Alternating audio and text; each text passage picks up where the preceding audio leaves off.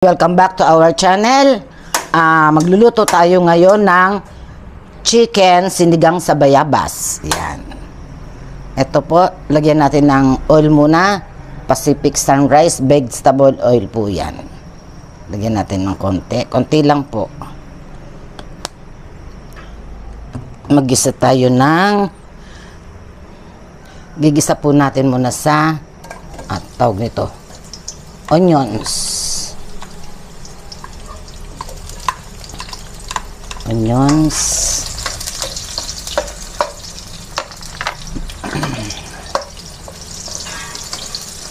Sunod natin po yung bawang.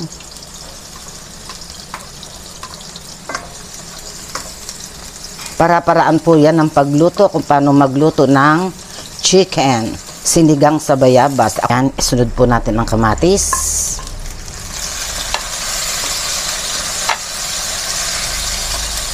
Isunod po natin ang chicken.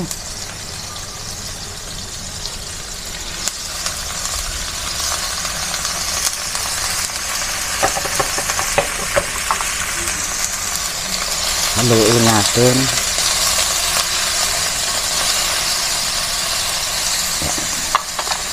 Lagyan po natin ng paminta. Dagdag alis ng lansa po yan. Ayan. Ayan. Sangkot siya natin hanggang sa parang maprito yung ating chicken. Medyo brown na po. Isunod natin ang bayabas para sabay-sabay na silang lumambot. Ayan. Ayan. Timplahan po natin ng asin. Nasa sa inyo kung gusto niyang patis or asin. Ako, asin ang ginamit ko. Yan, haluin natin ng konti. Yan. Yan, lagyan natin ng pinakasabaw niya. Sinabay ko yung bayabas kasi para sabay silang lumambot ng ating chicken. Ito ang ating sabaw. O, yan po. Okay na, takpan natin. Po natin, ayan, nakulo na. Ilagay natin po yung labanos. Sarap yan. Tapos yung sili po, isa na lang pala yung aking sili sa rep. Gawin natin, putulin natin para magkaroon ng anghang. Ayan, hintayin lang po natin lumambot yung labanos, saka ko isusunod yung ating ibang gulay. Yan. Okay na po yung ating labanos. Isunod natin ang, siyempre, talbos ng kamote. Usually, pag sinigang sa, may naiwan. Yabol natin. Yan naman, kahit hindi luto, kinakain yan eh. Pag nag-ensalada ako, hilaw. Yan. Diba usually pagka sinigang sa bayabas, talbos ng kamote. Yan, kaya nilagyan natin ng talbos ng kamote. Takpan. Tikman muna pala natin kung tama sa alat.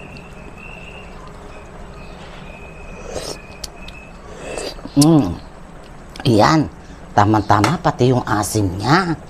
Yummy, yummy. Okay, takpan po natin. Pag malambot na yung ating 2 minutes lang yan, okay na. Malambot na yung ating tignan natin. Nagkulay, yung chicken din natin nakita, ayan. Nagkulay kasi bayabas yung ating manok. Humawa. Ayan, ito pa, ayan. Chicken, ayan. Sili, ayan. Yan, okay na po. Luto na. Kain po tayo. Ito na po yung ating niluto. Nakikita nyo po ba? Kita ba? Ayan. Kita, ayan po. Yan. Sineparate ko po yung sabaw.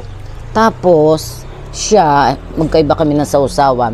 Ako, yung pinutol kong siling panigang, lalagay ko rito sa patis. Sausawan, patis. Yung sabaw, Maanghang. Oo. Naku, di maanghang tong sausawan ko. Hala, tama na yan. Mag, ano, sabaw. Hala, Anghang. maanghang. Isang sili lang. Baka yan lang, ito hindi. Umanghang eh. Hindi ah. Tapos may sili pa tong ano, usawan. O hindi man. Konting anghang lang kaya ko. Eh kasi may natirang sili doon yung hinati ko nito. Ano? Di ba? Oo nga ano. Naigakin Ba't maanghang? Okay, sana yun. Ay, pakpak. Nasaan pakpak? Hindi, yung pakpak. Nasaan? Nasaan pakpak? Nasaan? Kamay mo na lang. Ayun.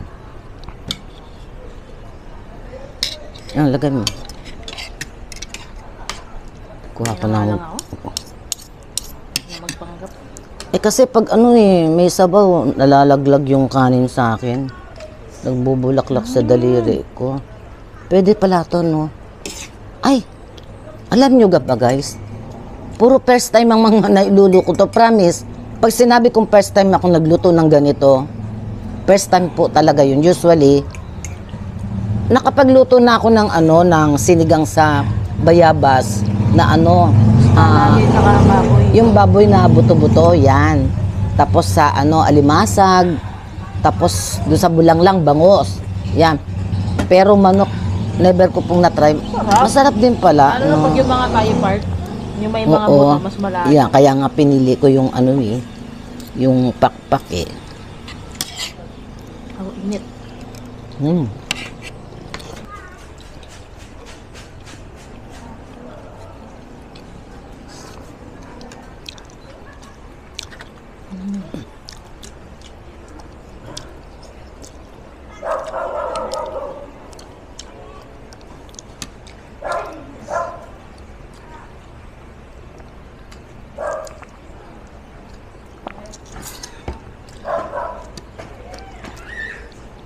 Sarap.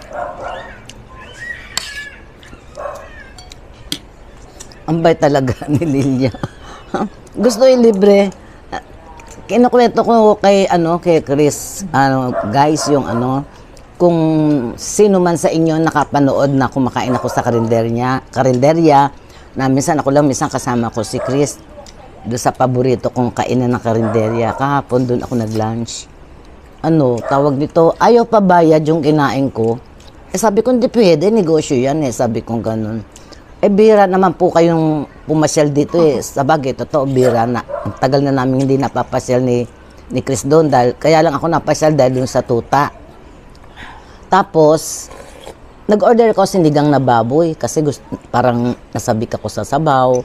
Tapos, nakita ko may taba-taba yung baboy. Yun, isang order nun.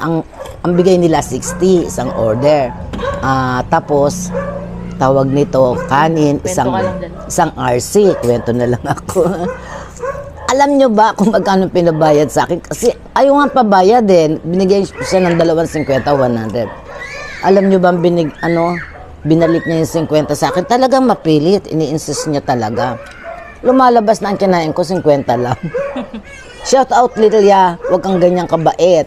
May negosyo yan Napayat mo yung bata ma.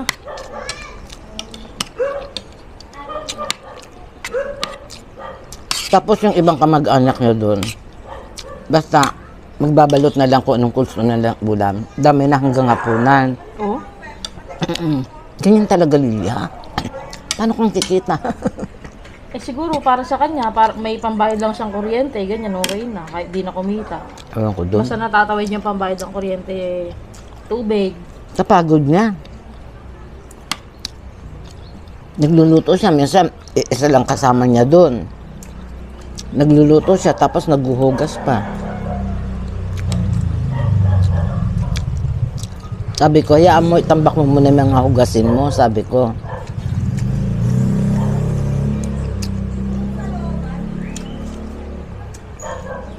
Pag napahinga na yung kamay mo, saka ka naghugas.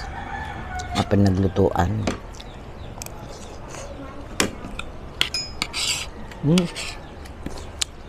Wala pala.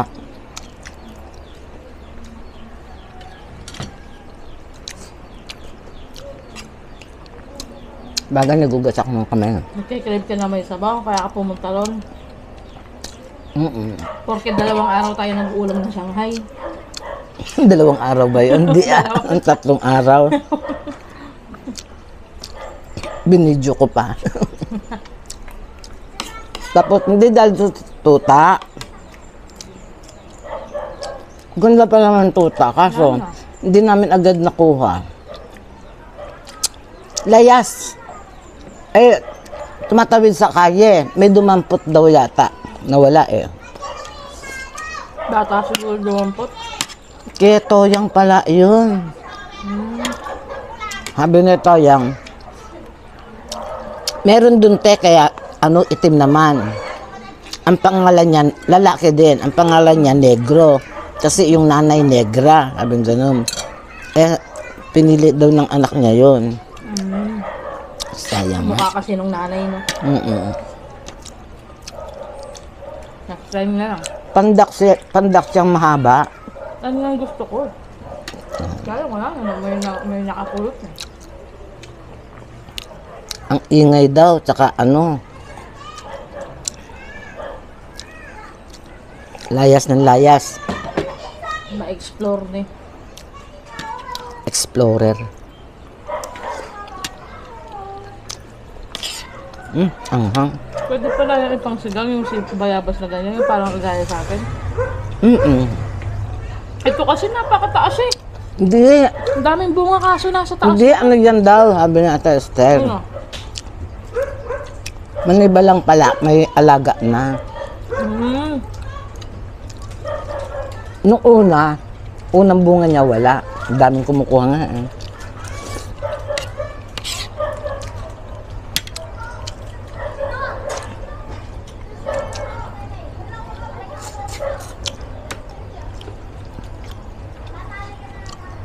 Iniiwasan ko yung buto. Baka may masamang buto. Trauma ka na. Na-trauma na ako. Pumapasok sa... Kaya nabutas yung ipin ko eh.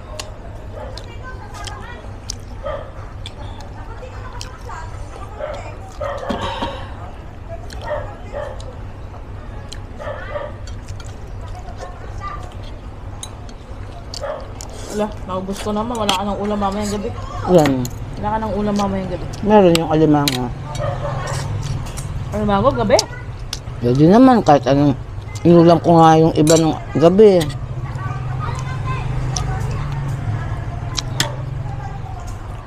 Hindi na ako sasabay para may natitira kang ulam. Naubos pag sumasabay ako eh. Grabe. Gusto ko nga sumasabay ka eh, para dumadaming kinakain ko. Napaparami.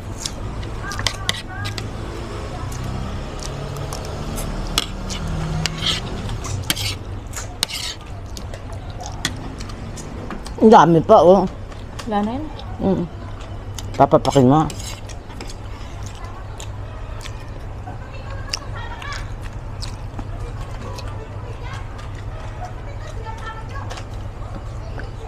Ang ingay ni Ate Esther.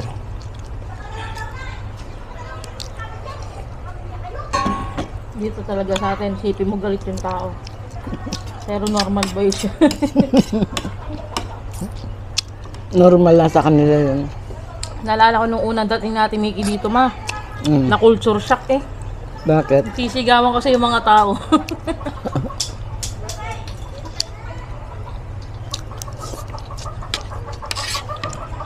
Si Ariel.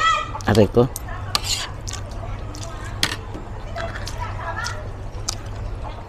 Si Ariel doon pala bumibili ng lutong ulam pag hindi sila nagluluto. Tsaka na natin siya dati dun ah. Walang panahon. Tsaka si Jess, magkapatid. Kapag nandun siya yan. Nalibre ako pamasahe. Kaya wala akong masyadong nasabay ka sa ginastos. kanya? Hindi. Kaya Lilia, natid niya yung apo niya kasi a-attend, ando si Alex a-attend na, ano ba yung, yung 7 flowers. Yung mama pala niya, kanya pwesto pala yun dyan. Saan dyan? Yung parang apartment dyan, yung dulo. Yung inalisan Yung nila bigas? Dayan. Ah, yung... Sa mama ni Alex. Ba kaya minsan natitingin sa akin yung nandun? Pero di mo na kilala nun eh. Kilala ko nun. Sabi siguro, nagbe-bermans na ah. Loko, wala ka pa naibigay doon. Mabuti ako kahit papano naabutan ko yung bata. Walang kan. Hindi ka pa tapos? Di pa. Wala.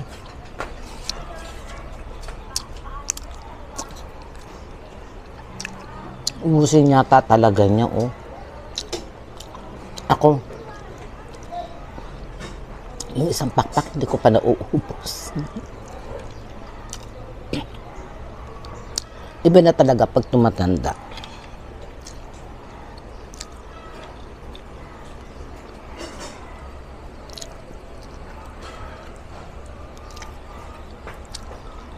Mahina nang kumain. Sigurado ka, magkakrabis ka mamayang gabi? Akin to, akin tong buto. Baka makonsensya naman ako ah. Akin to. Sige, ubusin. Di ba ako makonsensya? Sige, ubusin mo yan. Kumula yung, ano dito na bayabas. Sa manok. Hindi kasi siya yung bayabas na ano mga kabsat, ay mga guys. Yung bayabas na malalaki. Di ba karaniwan yun yung pinagsisigang? Ito yung maliliit na parang Maliliit. native ba? Maliliit. Native. Kaya nagganyan yung kulay niya.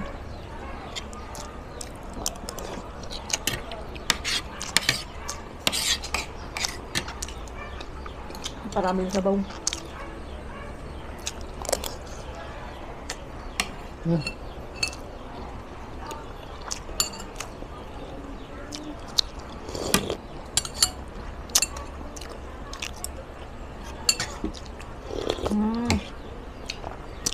Sarap. Vitamin C. Nasabi ko ako sa sabaw eh. Masarap naman yung Shanghai.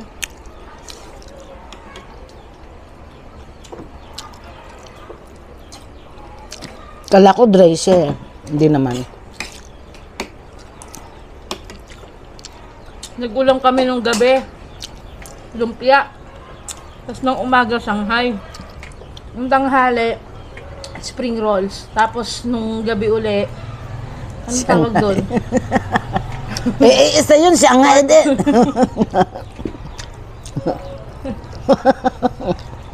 Gumawa ko ng Shanghai. Wala lang yung itlog, na iba yung sausawan.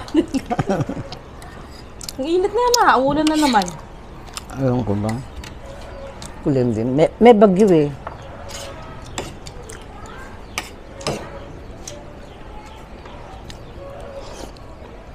Magulay oh. Kumukuha nga ako.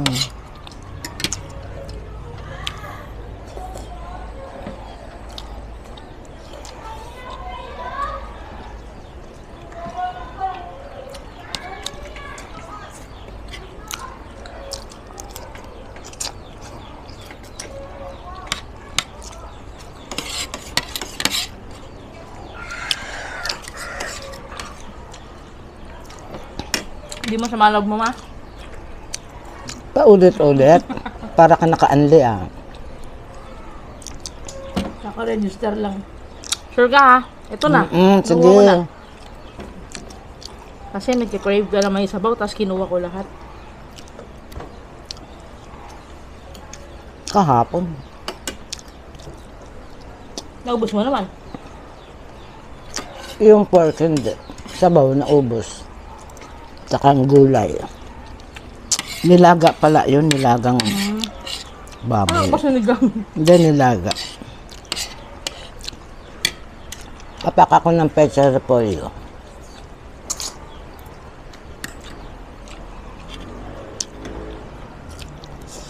Ayun na, umaambon na. Hindi na natuyo itong mga sanga.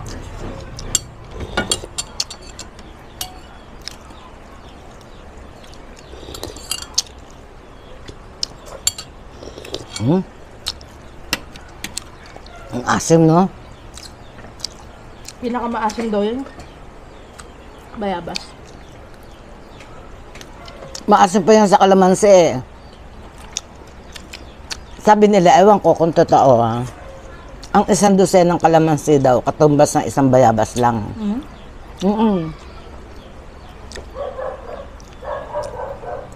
Sabi da. Natulo pawis ko. Google mo nga Ang cellphone. kung totoo. Mamaya.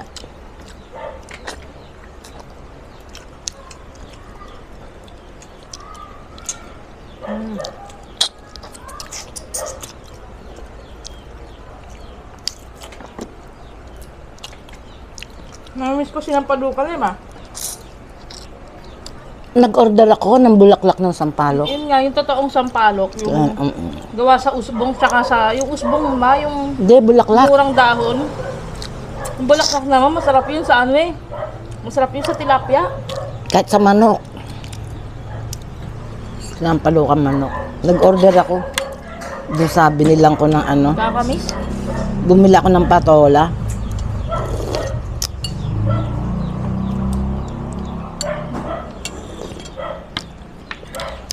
Gagayahin ko yung luto ni Lilia na may patola. Hindi gaya. Bayabas pala to, kala ko ano. Sarap. Ikaw magbitpit ha. Pit mo. Nabusog ako. Paalam na po. Paalam na po kami. Maraming salamat po sa matyagan yung pagnanood sa channel ni Mama Tess. Bye-bye po. I love you all.